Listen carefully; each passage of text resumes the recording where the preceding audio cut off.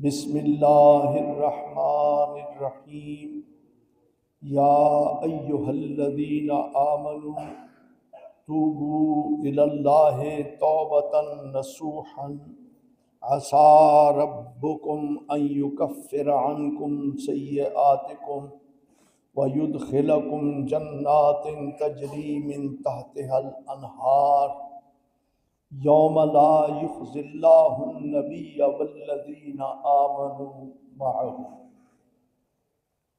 صدق اللہ مولانا العظیم وبلغنا رسولہ النبی الامین الکریم ونحن علی ذلک لمن الشاہدین والشاکرین والحمد للہ رب العالمین ان اللہ وملائکتہ یصلون علی النبی یا ایہا الذین آمنوا صلوا علیہ وسلموا تسلیما اللہم صل علی سیدنا و مولانا محمد وعلی آل سیدنا و مولانا محمد وبارک وسلم۔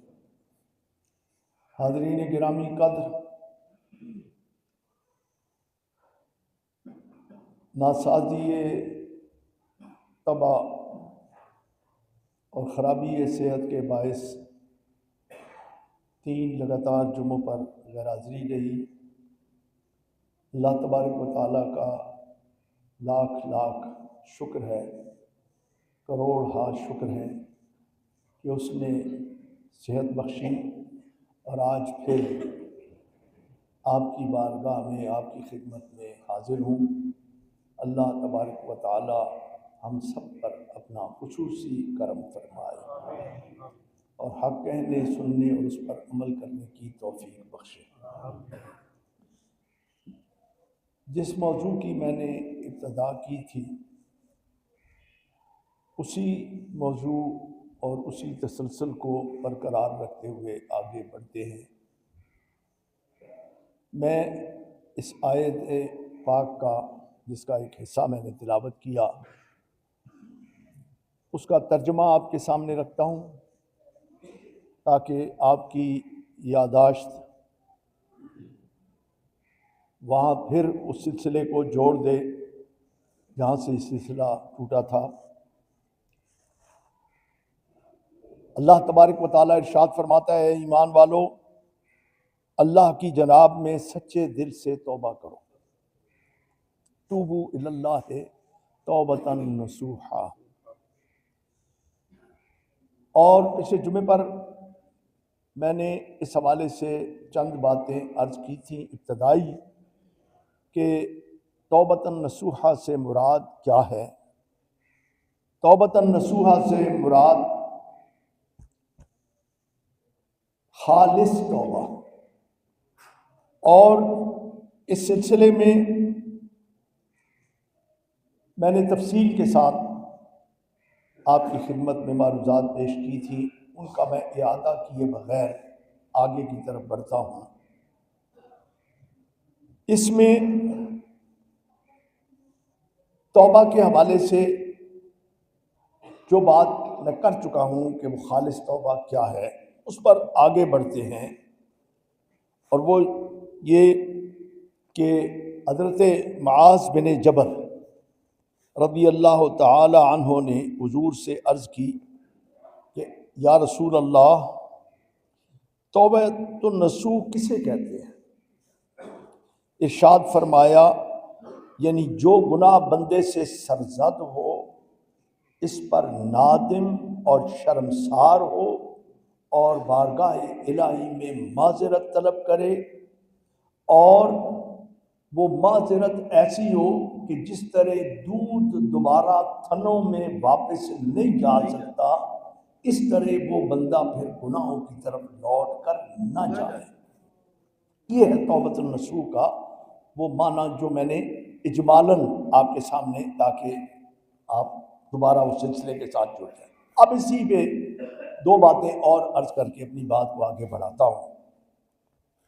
حضرت امام نبی فرماتے ہیں کہ سچی توبہ وہ ہے، سچی توبہ وہ ہے جس میں 3 چیزیں جمع ہوں۔ سچی توبہ کون سی ہے؟ جس میں 3 چیزیں جمع ہوں. پہلی یہ کہ اس گناہ کو جس سے وہ توبہ کرے مکمل طور پہ ترک کر دے، پھر وہ گناہ نہ کرے، اس کو مکمل طور پہ چھوڑ دے، ترک کر دے. اور جو کر بیٹھا ہو اس پر دل سے نادم بھی ہو اور شرمندگی محسوس کرے خود. ہمارے یہاں کیا ہوتا ہے؟ ہمارے یہاں یہ ہوتا ہے کہ ہم زبان سے کہہ دیتے ہیں کہ اللہ میری توبہ، ہم بہت شرمندہ ہیں، ہم بڑے گناہ گار ہیں، ہم بڑے سیاہکار ہیں، یہ باتیں کہتے ہیں، لیکن وہ کہتے ہوئے جو شرمندگی ہمارے دل میں محسوس ہونی چاہیے وہ نہیں ہوتی. اب اللہ تعالیٰ تو صرف زبان کو نہیں سنتا بلکہ وہ تو دلوں کے حال سے واقف ہے، جانتا ہے. تو وہ تو جانتا ہے نا کہ تم اس نادم اور شرمندگی کو، ندامت اور شرمندگی کو محسوس کر رہے ہو یا نہیں کر رہے. تو ندامت اور شرمندگی کا محسوس کرنا یہ دوسری شرط. اور تیسری یہ ہے کہ ایک عزم مصمم، پکا ارادہ کر لے کہ کچھ بھی ہو جائے میں اب گناہ نہیں کروں گا. اب یہ کیا ہے؟ یہ ہے وہ توبہ، سچی توبہ جس میں یہ 3 چیزیں موجود ہیں. اگر یہ 3 چیزیں ان میں سے کوئی ایک بھی موجود نہیں تو اس کو آپ سچی توبہ نہیں کہہ سکتے. حضرت سیدنا مولا کائنات مولا علی کرم اللہ تعالیٰ وجہ الکریم نے ایک اعرابی کو سنا کہ وہ کہہ رہا ہے اللہم انی استغفرک و اتوب الیک، اے اللہ میں تجھ سے مغفرت طلب کرتا ہوں اور تیرے حضور توبہ کرتا ہوں.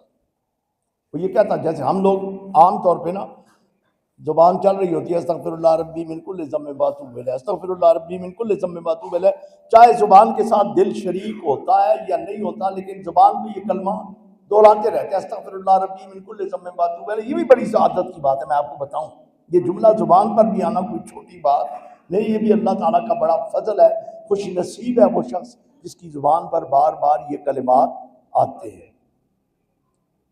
لیکن مطلقاً زبان پر آنا اور دل میں اس کا احساس نہ ہونا یہ بات ٹھیک نہیں. تو حضور مولا کائنات نے جب سنا کہ وہ کہہ رہا ہے اللہم انی استغفرک و اتوب الیک، یا اللہ میں تجھ سے مغفرت چاہتا ہوں اور تیری بارگاہ میں توبہ کرتا ہوں، حضور مولا علی نے فرمایا او عرابی یہ تو جھوٹوں کی توبہ ہے، یہ جو توبہ تو کر رہا ہے یہ جھوٹوں کی توبہ ہے. اس نے عرض کی کہ فرمائیے سچوں کی توبہ کیا ہے؟ آپ پھر بتا دیجئے حضور کہ پھر سچوں کی توبہ کون سی ہے؟ تو حضور مولا کائنات نے فرمایا کہ سچوں کی توبہ یہ ہے کہ جو گناہ پہلے ہو چکے ہوں ان پر سچے دل سے ندامت، جو فرض ادا نہیں ہوئے ان کی قضا، کسی کا حق غصب کیا ہے تو اسے لوٹا دے، جس کے ساتھ لڑائی جھگڑا کیا ہے اس سے معافی لے لے، اور پختہ عزم کرے کہ آئندہ گناہ نہیں کرے گا. اور جس طرح پہلے تو نے گناہوں سے اپنے نفس کو فربا اور موٹا کیا ہے اب اطاعت الہی میں اسے گلا دے، اس کا یہ موٹاپا دور کر دے، اسے کمزور کر دے، تو پھر تمہاری توبہ سچی توبہ کہلائے گی. یہ تو ہے کاملین کی توبہ. اور اللہ تبارک و تعالی ہمیں بھی اس توبہ کی توفیق عطا فرمائے. یہاں پہ ایک بات جو حضرت ضیاء الامت نے کی ہے اس کا میں بطور خاص تذکرہ کرنا چاہوں گا. فرمایا کہ ندامت کئی وجہ سے ہوتی ہے. مثلا ایک شخص شراب پیتا ہے تو اس کی صحت خراب ہو جاتی ہے شراب کی کثرت سے، تو اب وہ اس صحت کی خرابی کی وجہ سے اگر وہ چھوڑتا ہے شراب تو اس نے گناہ تو چھوڑ دیا، لیکن وہ گناہ اس نے ندامت کے سبب یا اللہ کی بارگاہ میں شرمندگی کے سبب کہ میں نے تیری نافرمانی کی نہیں چھوڑا بلکہ اپنی صحت کی خرابی کی وجہ سے چھوڑا. یا کوئی جوا کھیلتا ہے تو اس کا مال برباد ہو گیا، دولت چلی گئی، گھر چلا گیا، پیسہ چلا گیا، کوٹھی چلی گئی، اب وہ پیچھے لوٹا کہ یار میں یہ کام اب نہیں کروں گا. تو یہ وہ جو چیزیں ہیں ان چیزوں میں یہ توبۃ النصوح نہیں ہے، اس لیے کہ اس میں اس کی ترک کرنے کا، گناہوں کو ترک کرنے کا جو ارادہ ہے اس ارادے میں نہ ندامت ہے اور نہ ہی بارگاہ الہی میں معذرت ہے. توبہ اس وقت ہوگی جب اسے اس بات پر ندامت ہوگی کہ اس نے یہ جو کام کیے ہیں یہ اپنے رب کی نافرمانی کی ہے، حکم عدولی کی ہے، اور اپنے نفس امارہ کو خوش کرنے کے لیے اپنے پروردگار کو ناراض کر دیا ہے. ایسا نہیں کرنا چاہیے تھا، ایسا کر کے اس نے اپنے اوپر ظلم ڈھایا ہے. یہ وہ احساس ہے جو احساس توبہ کی بنیادی روح ہے. میں جو باتیں آپ سے عرض کرنا چاہتا ہوں، اتنی تفصیل میں جانے کی مجھے کوئی ضرورت نہیں تھی. مطلقاً ہر آدمی سمجھتا ہے کہ توبہ یہ ہے کہ ندامت کے ساتھ، شرمندگی کے ساتھ، اللہ کی بارگاہ میں خضوع و خشوع کے ساتھ حاضر ہوا جائے، معذرت کی جائے، کو جو کیا ہے اس پر شرمندگی کا اظہار کر کے رویا جائے، عاجزی کی جائے اور اللہ کی بارگاہ میں معافی طلب کی جائے، اور اس طرح اللہ کی جانب موڑا جائے کہ پھر وہاں سے واپسی کا امکان ہی باقی نہ بچے. اب یہ تو وہ ایفرٹ ہے جو بندے نے کرنی ہے. اب ذرا میں جو بات آپ سے کرنا چاہتا ہوں، یا میرا جو اصل موضوع تھا جس پر میں نے بات کرنی تھی، وہ کیا ہے؟ وہ یہ ہے کہ تم اور میں کتنے خوش نصیب ہیں. ذرا سوچنا. آج جو بات میں عرض کرنے لگا ہوں یہ بنیادی طور پر میری سارے اس موضوع کا حاصل ہے. وہ یہ ہے کہ دو صورتیں ہیں اس توبہ میں. ایک عمل وہ ہے جو بندے نے کرنا ہے، اور ایک عمل وہ ہے جو رب نے کرنا ہے. ایک فعل بندہ ہے اور ایک فعل الہی ہے. اب فعل بندہ میں نے بتا دیا آپ کو، جس کا حکم رب نے دیا، تو یہ کر، تو یہ کر، میں یہ کروں گا. اب آپ ذرا غور کیجئے گا. تو کیا کر؟ پکی توبہ کر، پکی توبہ کر، یہ کام تیرا ہے، تو یہ کر لے اور پھر دیکھ میں کیا کرتا ہوں. اب یہ وہ ترغیب ہے، وہ حسین ترین ترغیب ہے جو بندے کو گناہوں سے بچا کر نیکیوں کی طرف لے جانے والی بات ہے. میں نے پہلے بھی آپ سے کئی مرتبہ یہ عرض کی ہے اور آج ایک دفعہ پھر یہ عرض کرنے لگا ہوں کہ صوفیاء کے ہاں، ہم چونکہ صوفیاء کے غلام ہیں، سچی بات میں آپ کو بتاتا ہوں، خدا گواہ ہے، منبر رسول پر بیٹھا ہوا ہوں کہ بہت کم علم انسان ہوں. واللہ باللہ ثم اللہ میرے پاس علم نہیں ہے. کیا ہے جو کچھ میں باتیں کرتا ہوں، جو میں اب عرضیاں آپ کے سامنے رکھتا ہوں، جو آپ کی خدمت میں گزارشات پیش کرتا ہوں، خدا کی قسم یہ اس غلامی کا صلہ ہے جو مجھے رب نے اپنی خاص عنایت اور مہربانی سے عطا کی ہے اپنے نیک بندوں کی. اور وہ کیا ہے؟ وہ ایک احساس ہے، ایک سوچ ہے. اور وہ سوچ اگر آپ غور کریں نا، اس سوچ کے پیچھے ایک بہت بڑی فلسفی ہے، اور وہ فلسفی ہم نہیں سمجھ سکتے. وہ ہم نہیں سمجھ سکتے. وہ فلسفی کیا ہے؟ ذرا اس پہ غور کیجئے گا. وہ فلسفی یہ ہے کہ رب نے ہم سے کہا کہ مجھ سے مانگو اور اقرار کرو کہ مجھ سے ہی مانگو گے، اور اس مانگنے سے پہلے میری بندگی کرو، اور یہ بھی اقرار کرو گے کہ میری ہی بندگی کرو گے. اب یہ بات ذہن میں رکھیے گا. ایاک نعبد، یہ اقرار پہلے ہے، وَإِيَّاكَ نَسْتَعِينُ، یہ اقرار بھی پہلے ہے. اب اگر غور کریں نا تو اس میں واحد کا صیغہ اپنے لیے نہیں بولا گیا بلکہ جمع متکلم ہے. واحد متکلم نہیں ہے، جمع متکلم ہے. اور اس میں کیا کہا گیا؟ ہم تیری ہی عبادت کرتے ہیں اور ہم سب تجھ ہی سے مدد مانگتے ہیں. ٹھیک ہے جی. اب اس جملے میں شرک کی مکمل نفی ہوگی، مکمل نفی ہوگی. ٹھیک ہے جی. بندگی چاہے وہ کسی قسم کی ہو، التحیات للہ والصلوات والطیبات، بندگی کسی بھی قسم کی ہے، وہ بندگی صرف اللہ کی ذات کی ہی ہے. عبادت اللہ کے لیے۔ تو پہلا اقرار کیا کہ مولا تجھے لا شریک جانتے ہوئے تیری ہی بندگی کرتا ہوں، اور میں اکیلا نہیں کرتا، تیرے سارے نیک بندے اس عمل میں داخل ہیں، میں گناہگار ہوتے ہوئے بھی اپنے آپ کو نیک بندوں میں شامل کرتا ہوں۔ اب موحدین میں شامل ہو گئے، ایاک نعبد، ہم سب تیری ہی عبادت کرتے ہیں اور تجھ ہی سے مدد مانگتے ہیں۔ گویا مدد بھی غیر اللہ سے نہیں مانگتے، اسی طرح جیسے ہم عبادت غیر اللہ کی نہیں کرتے۔ دونوں ایک انداز میں بولے ہوئے جملے ہیں، کوئی اس میں فرق نہیں ہے۔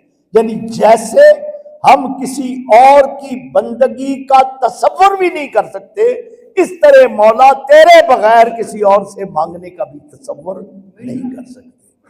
اب یہ جملے ہم نے کہہ دیے، اس کے بعد ہمیں وہ دعا سکھائی گئی جو دعا اس جملوں کا حاصل ہے۔ ان دونوں جملوں کا جو حاصل ہے وہ کیا ہے؟ وہ دعا ہے اہدنا الصراط المستقیم۔ اللہ مدد مانگتے ہوئے پہلی جو مدد مانگ رہے ہیں نا تیری بندگی کرنے کے بعد، تجھے لا شریک جانتے ہوئے، تیرے سامنے رکوع کرتے ہوئے، تیرے سامنے سجود کرتے ہوئے، تیرے سامنے جلوس کرتے ہوئے، تیرے سامنے قیام کرتے ہوئے، ہر حال میں تیری ہی بندگی کرتے ہیں، چاہے کھڑے ہو کر کرتے ہیں، چاہے جھک کر کرتے ہیں، چاہے بیٹھ کر کرتے ہیں، چاہے سر بسجود کرتے ہیں، مولا تیری ہی بندگی کرتے ہیں اور تجھ ہی سے مانگتے ہیں، تو تو ہمیں دے دے کیا؟ ہدایت۔ تو دے دے ہمیں ہدایت۔ اب یہ جو امیڈیٹ ڈیمانڈ ہے نا، پہلی ڈیمانڈ، فوری ڈیمانڈ ان جملوں کے بعد، اس پہ ذرا غور کیجئے۔ وہ امیڈیٹ ڈیمانڈ کیا ہے؟ وہ پہلی ڈیمانڈ کیا ہے؟ وہ پہلی ڈیمانڈ ہے اہدنا الصراط المستقیم۔ بات ختم ہو گئی، یہاں پہ بات ختم ہو جانی چاہیے نا، اس لیے کہ رب سے زیادہ اور بہتر کون جانتا ہے کہ صراط مستقیم کون سی ہے؟ رب سے بہتر کون جانتا ہے کہ صراط مستقیم کون سا راستہ ہے؟ اہدنا الصراط المستقیم، بات ختم ہو جانی چاہیے تھی، لیکن رب نے بات کو وضاحت اس کی خود ہی کر دی، اس لیے کہ شاید کوئی شک میں تمہیں ڈالے، تو جان لینا سیدھا راستہ وہی ہے جس پر وہ لوگ چلے جن سے میں راضی ہوں اور جن پر میں نے انعامات کیے ہیں۔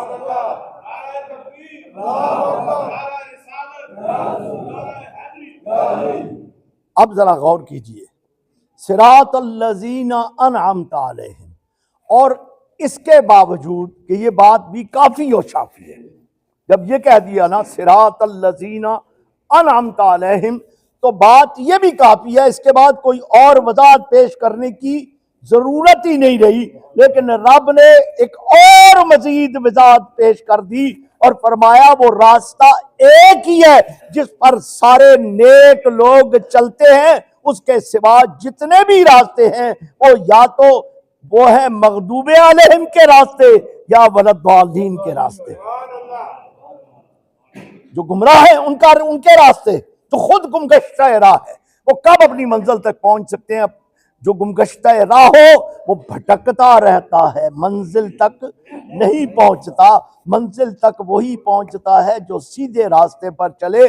تو رب نے راہ متعین کر دی کہ صحیح راستہ منزل تک پہنچنے کا ایک ہی راستہ ہے، اور وہ راستہ کون سا ہے؟ صراط الذین انعمت علیہم۔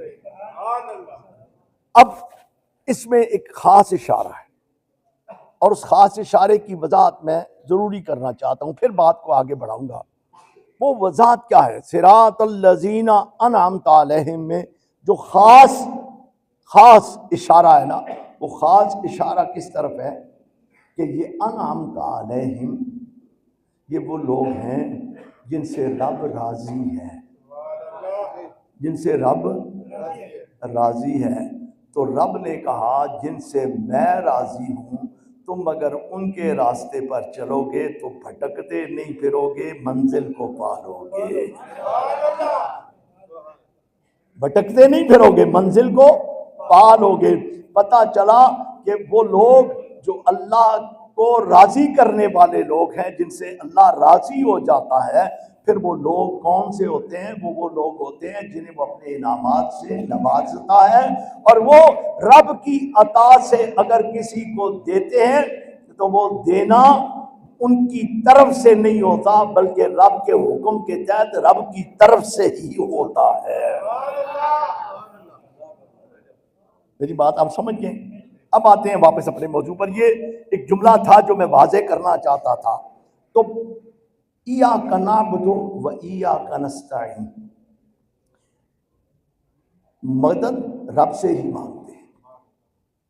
اچھا، اب ایک بات اور آ جاتی ہے ذہن میں، لوگوں کے ذہن میں، کئی لوگوں کے ذہن میں، کہ جی آپ پھر اولیاء اللہ کے پاس کیا لینے جاتے ہیں؟ تو اس پر بھی ایک عرض کر کے پھر بات کو آگے بڑھاتا ہوں۔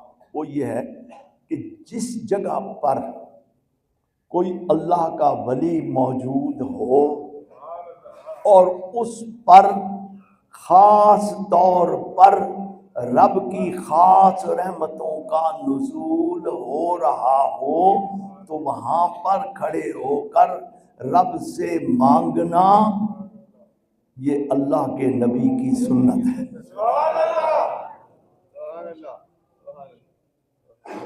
جب آئے حضرت زکریا جناب مریم کے پاس، جناب مریم کون ہے؟ اللہ کی ولیہ ہے۔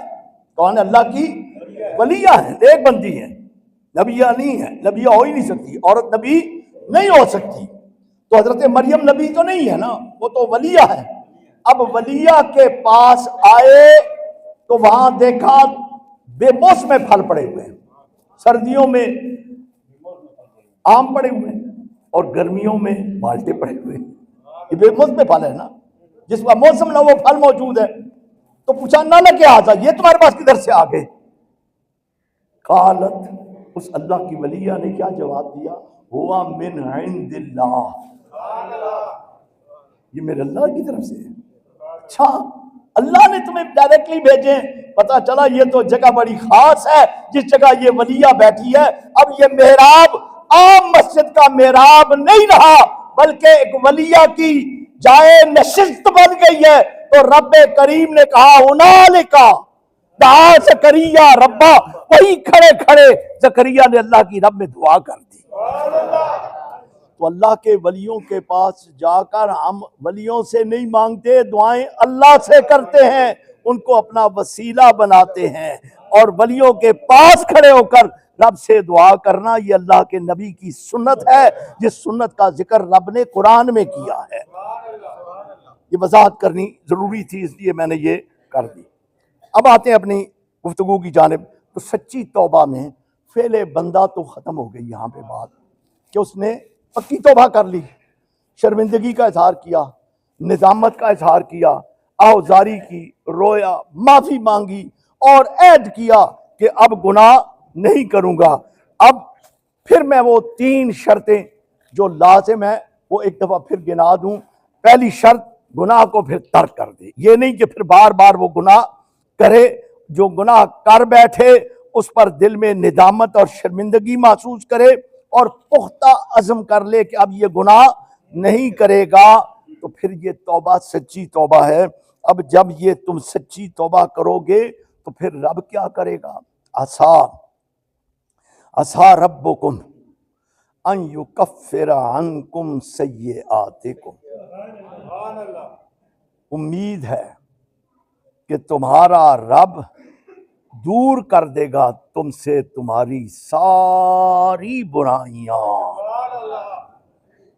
عسیٰ ربکم ان یکفر عنکم سیئاتکم ویدخلکم، اور تمہیں داخل کر دے گا جنات تجری من تحتہا الانہار، ان باغات میں جن کے نیچے نہریں بہتی ہیں۔ اور پھر دوسری بات، ایک انعام تو یہ کہ گناہ معاف کر دیے، دور کر دیے تم سے، اس پر میں تفصیل سے بات کروں گا، اور انشاءاللہ اگلے جمعے پر مزید انشاءاللہ العزیز العزیز آپ خوش ہو جائیں گے، آپ کا دل مطمئن ہو جائے گا کہ ہم نے تو کچھ نہیں کیا، رب کتنا مہربان ہے، اس نے کتنا بڑا کرم کر دیا۔ ہم نے تو کچھ بھی نہیں کیا نا، ہم نے تو ایک غلط کام چھوڑا اور شرمندہ ہوئے، نادم ہوئے، رب سے معافی مانگی اور وعدہ کیا اب یہ دوبارہ نہیں کروں گا، اتنا ہی کام کیا ہے نا، اتنا ہی کام کیا ہے، لیکن رب نے اس کے بدلے میں کیا کرم کیا؟ وَيُكَفِّرْ عَنْكُمْ سَيِّئَاتِكُمْ، تیرے سارے گناہ تجھ سے مکمل طور پہ دور کر دے گا۔ اس پر بات اگلے جمعے پر۔ آج کیا ہے؟ یوم تمہیں داخل کر دے گا ان باغات میں جن کے نیچے نہریں بہتی ہیں، یوم لا یخزی اللہ النبی، اللہ اکبر، اللہ اکبر۔ یہ جو اقبال کی ایک ربائی ہے نا، بڑی مشہور ربائی، وہ ربائی کیا ہے کہ یا اللہ اگر میرے گناہ کا حساب ہر حال میں ناگزیر ہے اور تو نے ان کو بغیر حساب کے نہیں بخشنا، تو پھر ایک مہربانی کرنا کہ رسول اللہ سے پنہاں میرا حساب کرنا۔ میں نہیں چاہتا کہ میری وجہ سے میرے نبی کو شرمندگی اٹھانے پڑے کہ میرے غلام نے کیا حرکتیں کی ہیں۔ گر تمہیں بینی حسابم ناگزیر، از نگاہ مصطفیٰ پنہاں بگیر۔ رسول اللہ صلی اللہ علیہ وسلم ذرا غور کرو، سوچو، ذرا سوچو اپنے گریبان میں۔ میں خود سب سے پہلے تو میں خود اپنے گریبان میں جھانکتا ہوں تو یقیناً شرمندگی بالوں سے لے کر کے پاؤں کے ناخنوں تک رواں رواں شرمندگی میں، وہ شرمندگی کے پسینے سے شرابور ہو جاتا ہے، سمجھ نہیں آتی مجھ سے کیا ہوا، میں نے کیا کیا، ذرا غور کرو۔ لیکن تمہیں سوچنا ہوگا کہ رب کا حبیب تمہاری ان حرکتوں سے کتنا پریشان ہوتا ہے، کتنا شرمندگی محسوس کرتا ہے، تو رب نے اس کا ازالہ فرما کے کہا تم توبہ کرو، اللہ تعالیٰ اس دن تمہاری وجہ سے تمہارے نبی کو رسوا نہیں کرے گا، نہ نبی کو رسوا کرے گا۔ اور ذرا غور کرنا، والذین آمنوا معہ، اور ان کو بھی رسوا نہیں کرے گا جو ان پر ایمان لائے، جو ان پر ایمان لائے۔ اب ذرا غور کرو یہ کتنا بڑا انعام ہے، کتنا بڑا انعام ہے۔ اب اسی پر انشاءاللہ العزیز اگلی بات وَيُكَفِّرْ عَنْكُمْ سَيِّئَاتِكُمْ سے ہم اپنی بات شروع کریں گے، اور انشاءاللہ العزیز اگلا جمعہ اسی پر، اس کے بعد باقی باتیں زندگی رہی تو چلتی رہیں گی۔ اللہ تبارک و تعالیٰ میں سچی توبہ کرنے کی توفیق عطا فرمائے۔